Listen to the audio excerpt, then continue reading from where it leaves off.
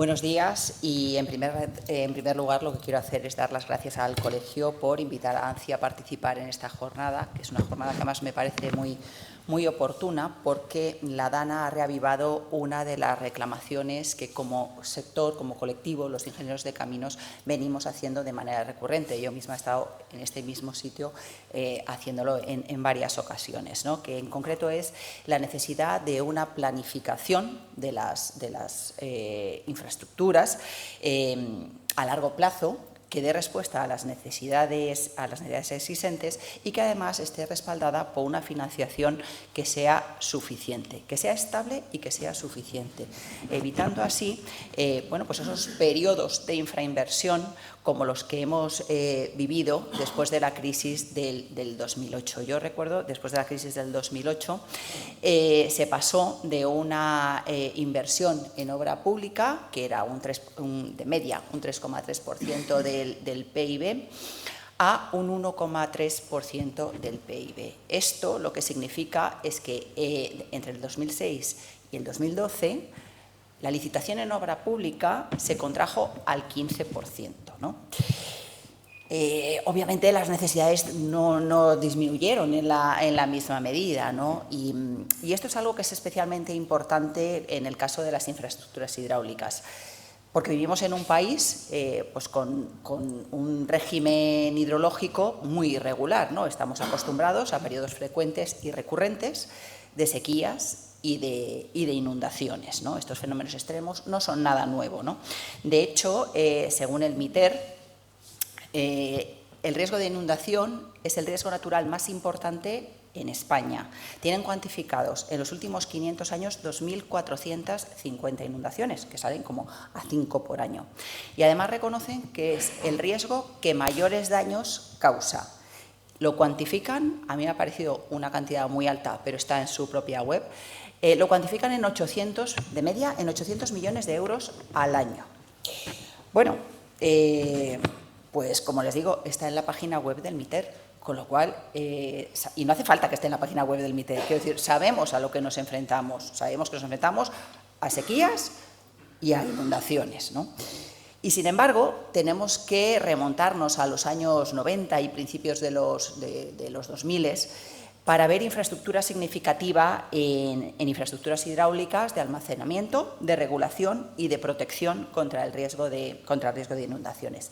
Porque en años posteriores cambió un poco la política, bueno, un poco no, cambió totalmente la política de inversión en cuanto a protección de inundaciones y a regulación de este régimen hídrico irregular que tenemos, y se pasaron de las soluciones clásicas a soluciones más basadas en la naturaleza. Y esto, junto a la llegada de la crisis en 2008, pues hizo que desde entonces la inversión en infraestructuras específicas de regulación de ese régimen hídrico y de protección contra las avenidas, pues esté en niveles mínimos, ¿no? Y sin embargo, como decía antes, la extrema gravedad de los daños que ha causado la DANA pues debe abrir una reflexión sobre si lo hemos estado haciendo bien y las consecuencias de esta falta de inversión, ¿no? Y debemos plantear un plan, se ha dicho, lo han dicho anteriores ponentes e incluso el presidente, plantear un plan de protección contra el riesgo de inundaciones que incorpore medidas específicamente diseñadas para cada territorio, que podrán ser basadas en hormigón, podrán ser basadas en la naturaleza, seguramente será una combinación de ambas, pero desde luego lo que hace falta es un plan que defina esas medidas y que se implemente y que colabore a dar seguridad en todos estos territorios, ¿no?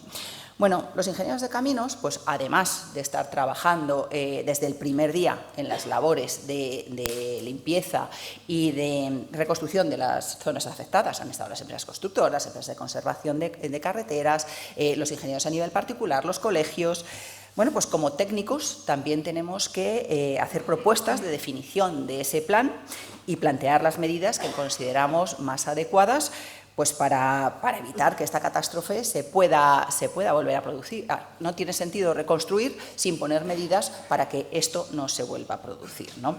Entonces, entre estas medidas deberían estar la adaptación de las infraestructuras existentes a estos fenómenos extremos y también pues la construcción de estas nuevas infraestructuras destinadas específicamente a proteger al territorio, ¿no?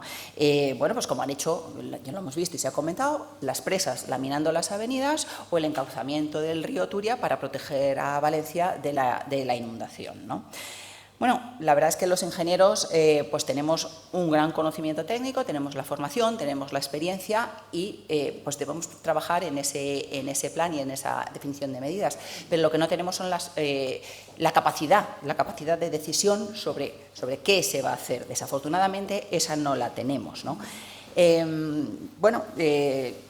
Entonces, todo esto lo que exige es un compromiso decidido por parte de los políticos, por parte de las administraciones, de llevar a cabo este plan, de asumir que es necesario, de escuchar las medidas que les propongamos en relación a la protección de todos estos territorios que en España están en riesgo de avenidas. Y luego, además, muy importante, de financiar todo este plan, porque es un plan que, sin saber cuánto va a ser exactamente, pues sí va a requerir unas inversiones muy importantes, ¿no? Entonces, para empezar, y como propuesta, sería posible, sería muy bueno estudiar pues de estos fondos Next Generation que todavía tenemos y que en muchas componentes no se están ejecutando, porque sabemos que en las infraestructuras se están ejecutando bien, pero que hay otros componentes que no están funcionando tan bien la ejecución de esos fondos, de traer fondos de esas componentes y llevarlo a la ejecución de estas infraestructuras, ¿no? Que además son infraestructuras que van ligadas a la resiliencia ante el cambio climático, es decir, que el propio plan lo permite.